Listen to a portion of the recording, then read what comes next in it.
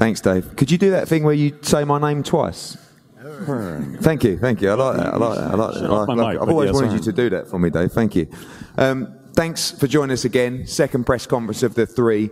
And like David said, a stacked card, a special night of boxing. The first ever undisputed fight in British boxing history in Usyk against Bellew. But so many important fights on this card, this undercard, and so many fighters coming through to look to challenge for world titles, to win their first belts, to keep their careers alive, to keep their crazy careers alive in the case of Pappy pay-per-view down the end there as well. Before we speak to the fighters, I'm going to pass over to our host broadcasters, Sky Sports, head of boxing, Adam Smith, to say a few words. Thanks, Eddie. We're delighted to be back in Manchester. What a time for sport. The football last night, the derby on Sunday. And there's nothing like the arena here. I think we've had so many great nights over the years. Ricky Hatton, of course, owned the place. It was wonderful to see him go from strength to strength. And fantastic fights, great happenings that occur inside there. And Anthony Croller, of course, has taken the mantle on in recent years. He's had a great supporting cast as well. There's a real special feel about that Manchester arena, and we're delighted to be back. 6 o'clock on Sky Sports box office on Saturday night, and what a card! It's a feast. It's the young prospects. It's the excellent, intriguing matches. Can't wait to see Ricky Burns and Scotty Cardle, which has been put together at short notice, and both fighters deserve a lot of credit for that. But there's some really good stuff, of course, David Allen and his heavyweights and his great cult character that he's provided British boxing over the last couple of years. But he can fight as well, I'll tell you that much. And, you know, Josh Kelly, the Young Boxer of the Year. We had a great ceremony down in London recently to crown him that. He's a dad as well of a few days. We're talking about whether he's getting any sleep. I hope he is before Saturday night. But it really is good. And to see Anthony and Dowdy all down in a terrific chief support as well. I think that's a really good fight. I think that's going to be a nip and tuck and toe-to-toe all the way. So a beautiful supporting card to a fabulous main event that we'll be talking about a lot later on. Thanks, Adam. Dave, we'll start with you down the end. Probably the most active fighter in Britain right now, and certainly one of the most talked about. But more importantly, someone who's learning and improving, and another important step for you on Saturday night. Hello. Yeah, fantastic. Out again. Very, very active, very busy. Yeah, I'm just really happy just to be involved in all these fantastic shows. I'm just really happy to be out and about. That's about it really from me today. My opponent's not here, I've not really got much else to say. I've seen you across many social media sites, Iron Brew, I think, all the way through to Babe Station as well. There's an air though that, you know, it's becoming a little bit more serious for you now. Obviously we know that's good fun, and you have the ability to mix that up with a seriousness as well. But how serious are you taking this now, and how far away do you think you are now from being ready for those big fights again, but this time to make them count rather than coming in as an opponent? Yeah, I think when I boxed the Whites and the Ortiz, I only had 10 amateur fights, so I literally boxed Dylan White and Ortiz after 20 fights, amateur and pro. I didn't have a clue what I was doing. Looking back now, I was mad really. I was well out of my depth. I boxed Tony Oaken, only had 25 fights again. I went out of my depth again. But I think now I've been boxing Nick Webb and Nebo, British level, maybe pushing it a little bit with Nebo, but around a good level. You know, I dispatched them in good fashion, do the same Saturday night. And then, you know, I'd like to fight again at the end of the year. And then next year I want to win all the domestic titles, and I think I can, you know. I don't think there's anyone at domestic level that I can't beat, and I genuinely do think that. I do like to have a laugh, and I do like to mess about. When I get in the ring, I always try, you know. And I think now I'm finally good enough to go with that effort level to win all these domestic titles. And who knows, you know, once you win them, you never know what can happen from that with a bit of luck. I think the Nick Webb win, you know, in terms of your popularity as well, taking it to another level. Yeah. Newcastle, 8,000 people singing "There's Only One Dave Allen" was something special. This time, around 19,000 people in Manchester Arena. It's going to be special again. Well, when I box, there'll be about 3,000 in, but, you know... Well, I didn't want to say that. hopefully get another good reception. Obviously, Sam Hyde's fans will be there. They'll remember me from the amateurs when I boxed Sam. 7 years ago. Yesterday it was. Who won? Well, Sam didn't want me to mention me stopping him, so I won't mention that I stopped him. But, you're a bit heavy for him, Dave, you know. But yeah, you know, Manchester's... I love Manchester Arena. I boxed there before. I boxed Ortiz, so hopefully we'll have a different result, hopefully a totally different night, I hope. Okay, Dave, thank you. A fight that was put together quite recently as well, and I think is a great example of where British boxing's at right now, is Richard Riakporhe against Sam Hyde. WBA International Cruiserweight Championship on the card, 2 undefeated cruiserweights, 2 fighters that probably 2 or 3 years ago would never ever take this fight at this stage in their career. But both guys ready, believe they can win, ready to gamble on Saturday night, and looking at a brilliant domestic cruiserweight division. Of course, top of the tree with the likes of Bellew. But more realistically, for these guys, looking at the likes of Lawrence Okoli for the British title, Craig Glover with a good win recently as well, Isaac Chamberlain back on the scene as well. There's some really top cruiserweights domestically looking to come through right now. And Richard, firstly, with you, you're all over this fight, a big opportunity for you, and really thrown into the deep end on Saturday, but you feel, and Dylan and your team feel you're ready for this. Yeah, I was thrown knee deep, but, you know, I just feel like I'm able to mix it with at this level now. It's just with me, it was just a lack of experience, but you know, it's like learning on the job. So, and I don't mind. I love taking risks, and I think if you want to be a great fighter in this sport, you have to. So, I remember coming up to Manchester. This was back 8 years ago. I came to watch the Audley Harrison versus David Haye. All right, we'll end that there.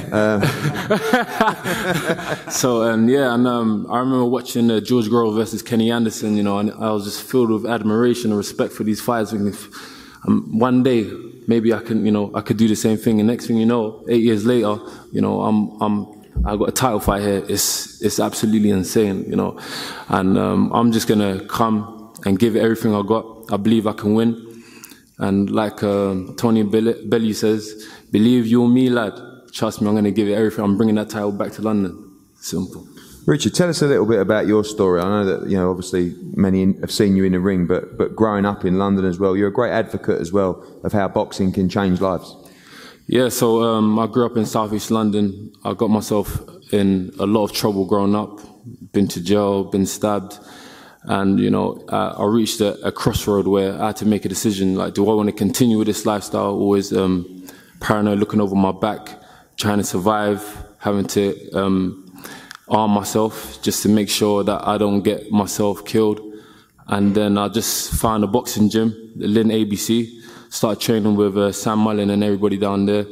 And I just stuck at it, and I realized, you know, how much power I got in the boxing, in the sport. So I was getting a lot of TKOs, KO victories, and I wasn't taking it seriously at all. So I pursued it. It kept me off the streets, because what I noticed is that it was due to boredom. That's how I got myself in a lot of trouble. But the boxing stopped me from hanging around with bad influences, and I just stayed grounded. Next thing you know, I was doing better at boxing. I decided to go university. I graduated a degree at Kingston University, and ever since I never looked back. And it was the boxing that kept me grounded. If it wasn't for the boxing, I would have definitely been caught up in a whole load of different menaces, and I'd probably been in jail for life. I got a few of my close friends that used to hang around every day. They're doing jail. They're doing life in jail now, and a few of them. So, you know, being there is a blessing. Trust me, things could have gone a different way. Thank you. And if there's any politicians watching or local councillors, if you can't see time and time again what boxing does for young kids in the community, it is integral, and I think it can change a lot of paths and lives. Sam, again, you've been waiting for a few fights that have fallen through recently, and this chance came up, and you and Joe Gallagher took it with both hands in your backyard on a huge bill, chance to win your first title. Massive night for you. Yeah, over the last few weeks I've had few pullouts I've come from the small hall shows, obviously. Now on the big card, you have different financial problems with opponents, and it's just not happened for me. And now I believe all the stars have aligned to make this happen. What a bill on 2 cruiserweight championships, undercard. So massive thanks to you, Eddie, for giving me this opportunity. I'm going to grab it with both hands. Cruiserweight division is red hot at the moment. You and Richard, both very talented, undefeated, good punchers as well. Should shape up for a great fight. Oh, for sure, yeah. I've watched a bit of Richard. I don't believe he's fought anyone anywhere near as good as I am. And likewise, as a pro, I might not have boxed anyone as good as him, but all I know is I'm fit, ready for 10 hard rounds. So as long as he is, it's going to be a great night to start the Sky show off. Will be a great fight, Hyde against Riak Apori, kicking it off on Sky Sports Box Office and DAZN across America. A young man who, Adam Swift rightly said, just crowned Young Boxer of the Year. I see that award really as sort of young prospects emerging through. I see this guy as already a world talent, and I can't wait to see him back in the ring on Saturday night against Walter Castillo. He's been out for a while his partner's been giving birth, become a father a couple of days ago. Already looking great and fresh. Pretty boy Josh Kelly. Josh, great to be back in the ring and as part of a huge show as well on Sky Sports Box Office. It's a massive showcase. Obviously, the two best cruiserweights in the world going at it, and to be on the undercard and to get busy again is good, to say the least. Obviously, I had the little boy, so it's been a crazy week, but I've got my head on the game, and we've been training for long and hard for this. So we're just going to push through this fight and do the business. As we said, had a couple of months out for that experience, and now looking to get a good win on Saturday and hopefully get out in December as well in a big fight. I mean, obviously Saturday comes first. I never overlook any opponents. I'm always focused. I know what can happen when you do overlook opponents. So I'm going in there Saturday. Like I train hard every time I go into camp. So I'm ready for I was ready for a title fight. So now I'm just going to push through for this fight, and then hopefully everything goes well, and then perform again in December.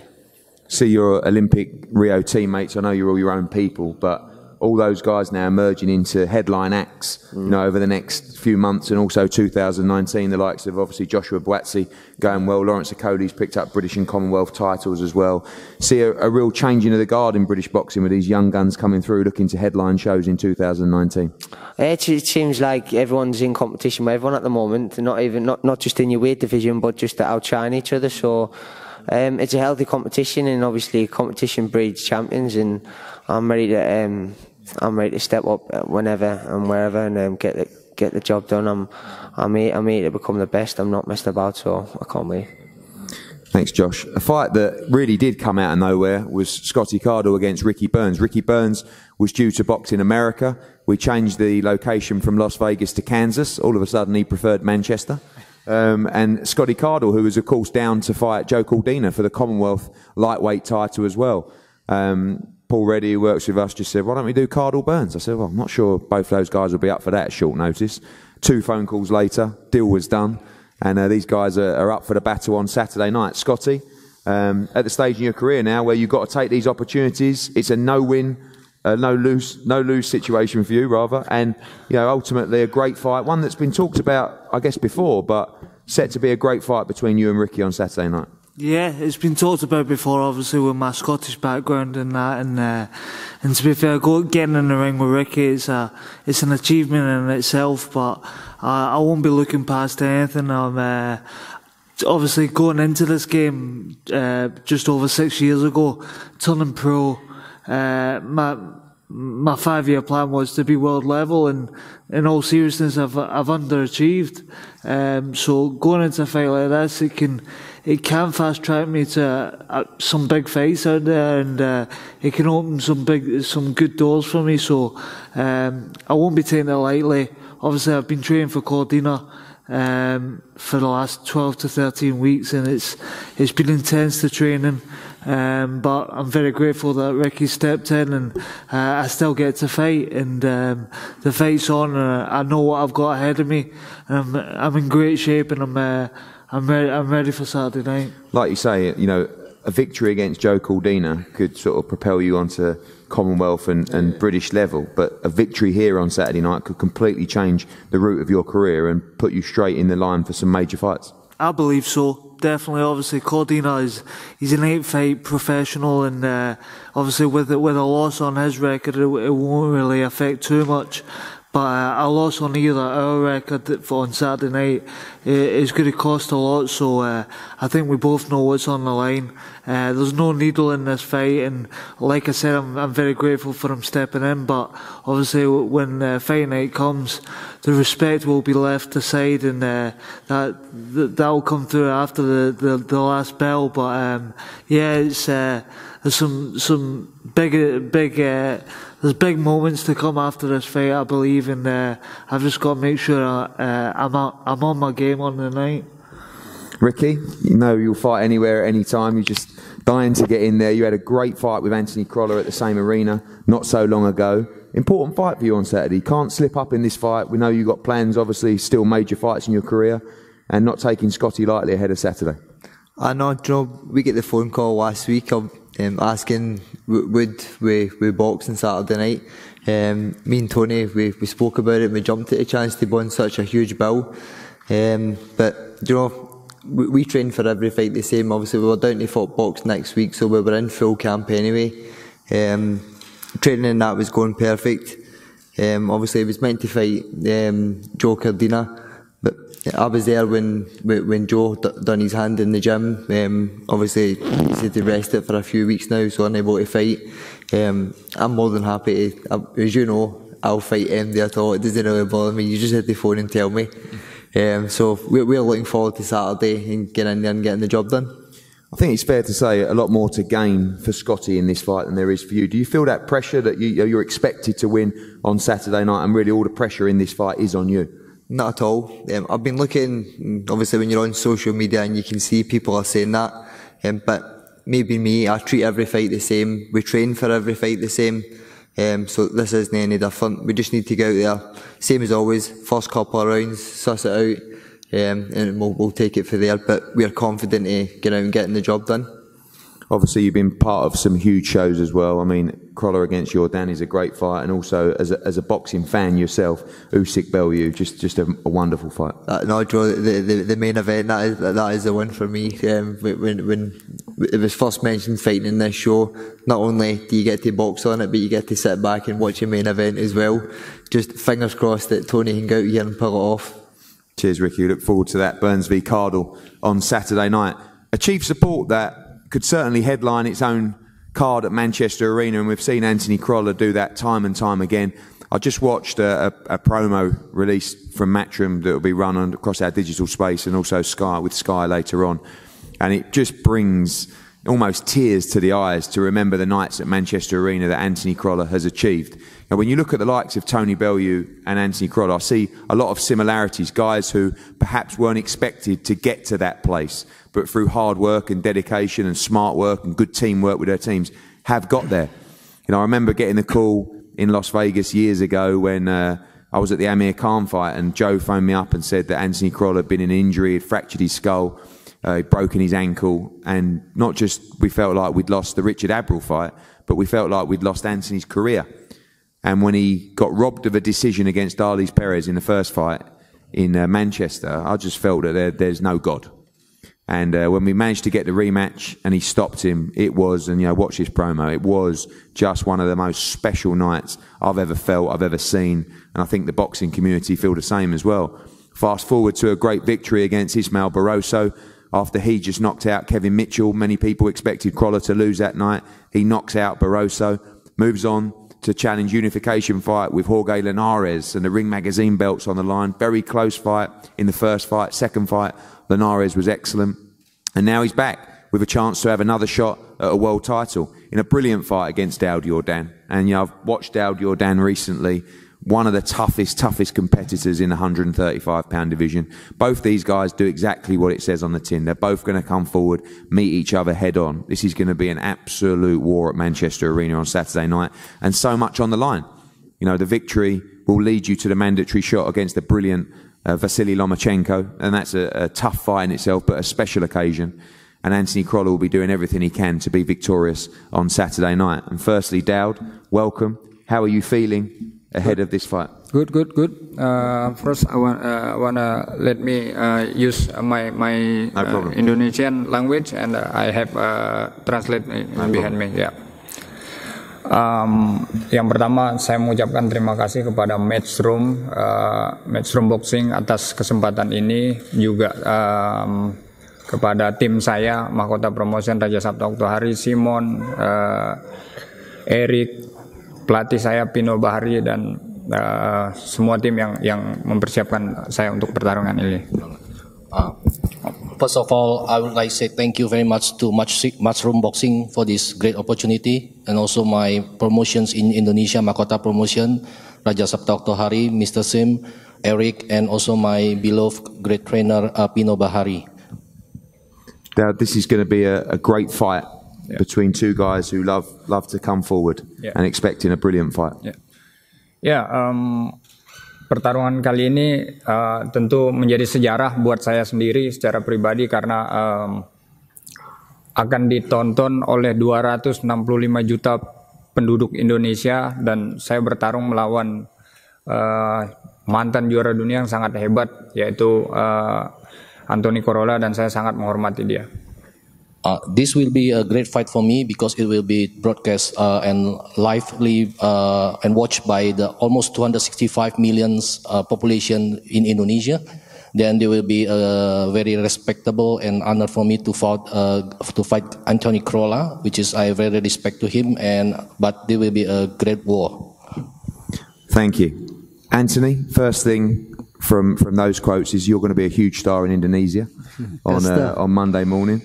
But you and Ricky are like the Benjamin Buttons of boxing. Every time I see both of you, you look younger every day. And seen in the videos of you training and the pictures coming out from your S&C team, and obviously Joe as well, in the shape of your career on Saturday night, I'm really, really excited for this fight.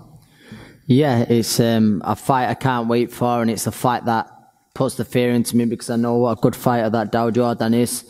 It's gives you that extra bit of an edge to training, and you just mentioned it then with my team. And I think over the last year, I think people think that I'm on the slide. I think last time out in Cardiff, it wasn't exactly frills and spills, but I had a bad cut, got the win.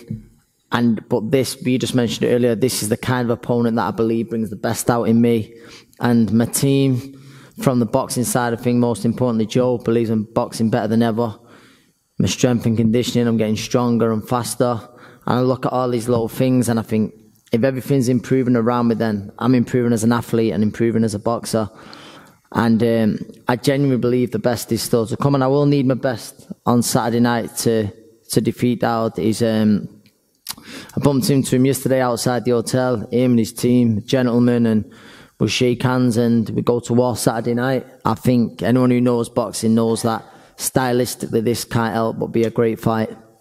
And finally, obviously, the winner gets Lomachenko, but also the division opening up right now. It looks like Commey against Chaniev for the WBC. Luke Campbell might get a shot at the WBC title as well. Although Lomachenko is for the winner, a really interesting time in the division, and Saturday is a very important part of that. Yeah, of course. Listen, I had people mention about Lomachenko having the belt. I won't look past this guy over here, Dow Jordan. It'd be disrespectful, and it's a tough enough fight on Saturday, but obviously, that is a carrot that gets dangled, but we'll see what happens. You just mentioned other fights there as well.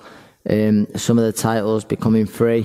But yeah, the winner on Saturday then becomes mandatory for the WBA world title. So the winner goes on to fight for a world title, or should go on to fight for a world title.